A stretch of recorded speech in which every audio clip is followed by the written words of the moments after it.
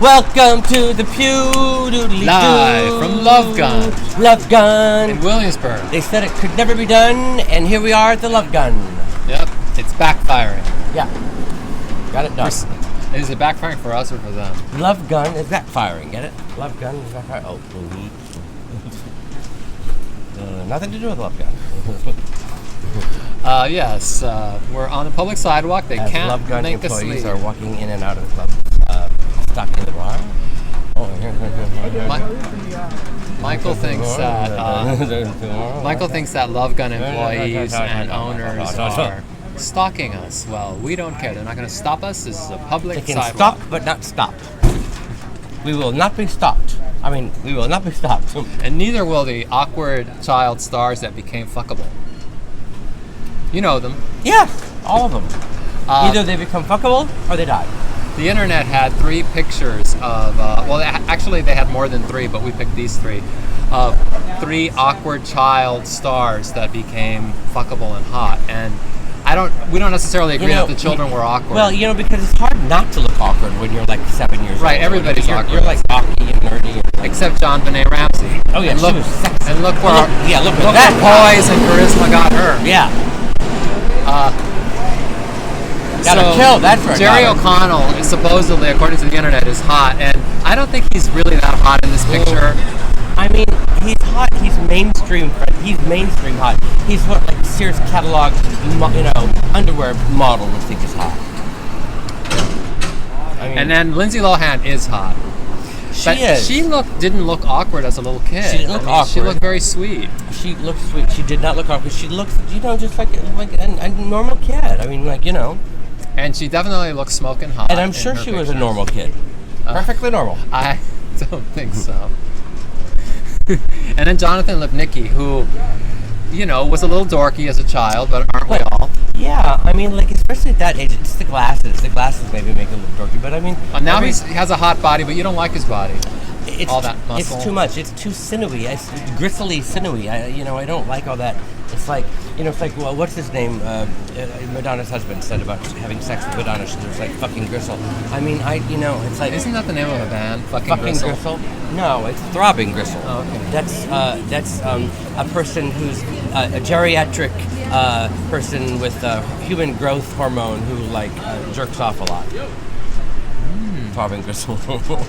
Thanks for educating us. Isn't that sexually appetizing? Well, from awkward child stars to awkward TV shows, because we noticed that there's a trajectory over the decades of TV family shows being awkward to being smoking hot too. So we had shows like, actually not smoking hot. It's what it is. They take an idea. Sleazy and sexy. Yeah, they take an idea, and today's ideas are a lot of them are kind of concentrated, extreme, sexed up versions of old ideas, like Leave It to Beaver turns into the Brady Bunch, turns into Married with Children, turns into Two and a Half Men. And so it's kind of like the same story of this nuclear family, but it keeps getting more perverse and more sexual. Right. So it was very perverse and sexual in Married with Children, and then it got even more perverse and sexual with Two and a Half Men. Except it wasn't gay sexual. It was straight sexual. The most perverse the Brady Bunch gets is Bobby gets called the stinker, and that's like a big deal. And then they've got the black person. So what's next after Two and a Half Men? It's going to be Mad like Max. the crystal meth tweaking. Well, they've already got that though. Drag queen raising the trans child zombie. Raising the trans child zombie, and it will be called Breaking Return of the Drag Dead. Or Dragging in the Broken Zombie Return. Film live at Love Gun. Yes, with the Pew. We'll be right back. And now a word from our sponsor.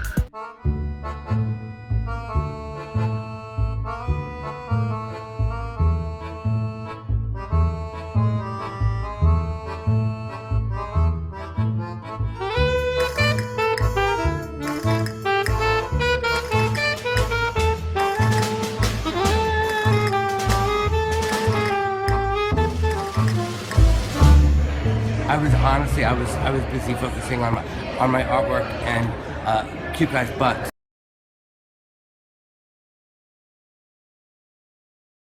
Welcome back to the pew. Welcome back to the pew. Well, that was the shortest break in the history of breaks. Well, in the 21st century, breaks will get Yeah, shorter quick, and quick, shorter quick, quick. It's because the we've quick got to work. concept. Yeah. No time No to waste. time for waste. No Devil time makes for work leisure. for idle hands. No. No rest of the wicked. And so on. Idle and so hands are the devil's work. On. And so on. And so on. And so on and so on. Says the devil. Yeah, which I don't know him, but So- Ernie has a direct line. The devil has made me do everything in my life. The devil made me do it. That's a RuPaul song. The devil is definitely responsible for a lot That of what I've damn done. devil.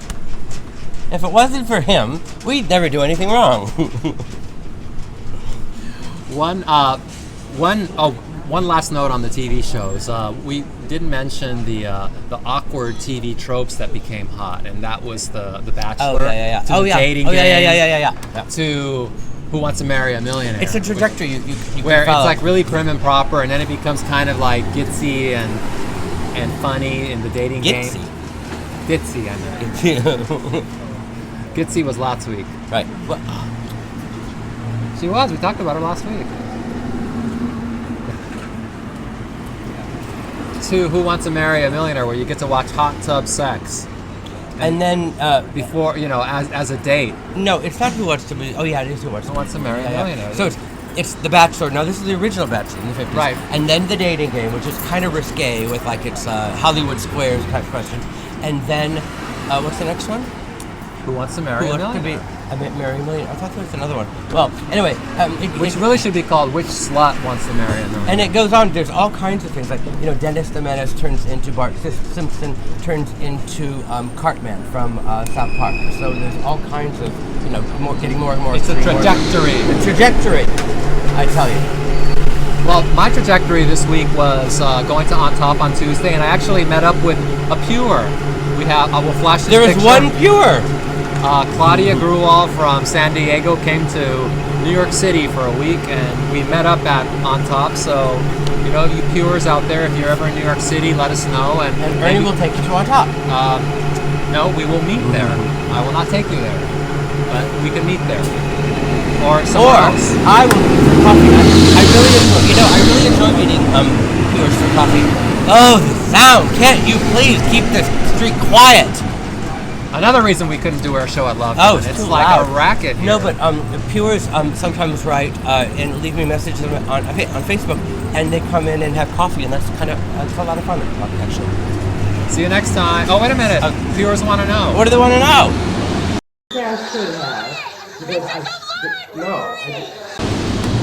They want to know why this street's so loud. Well, it's New York fucking city.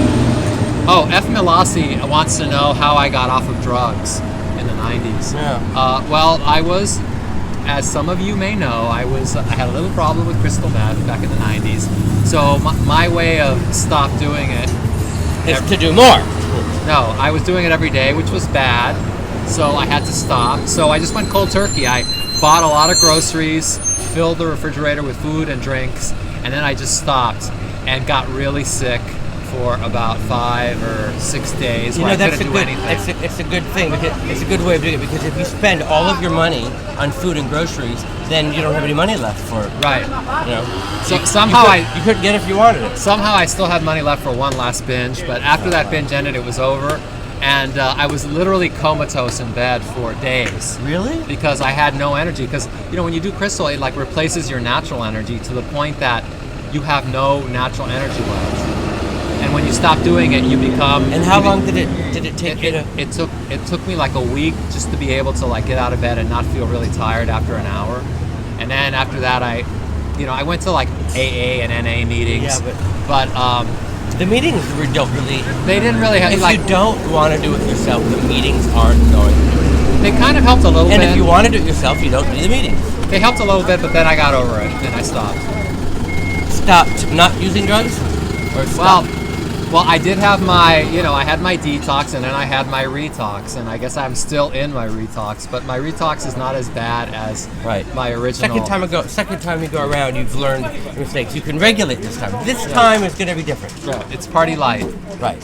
Now, the cold turkey thing. How long was it before you felt normal again? It took me 1 or 2 years to feel Yeah. normal, and that's one of the reasons why, like after when I stopped in the summer of '94, for from the summer of '94 to the summer of '95, I really didn't go out to clubs a lot and I missed all those parties in Tunnel in USA because I couldn't go out because I'd be too tempted to do drugs. You know, with heroin, it was the same thing. It really took a year before you start to feel, before you don't wake up and the first thing you think of is heroin or speed or whatever, you know? It takes about a year. See you next time. Bye.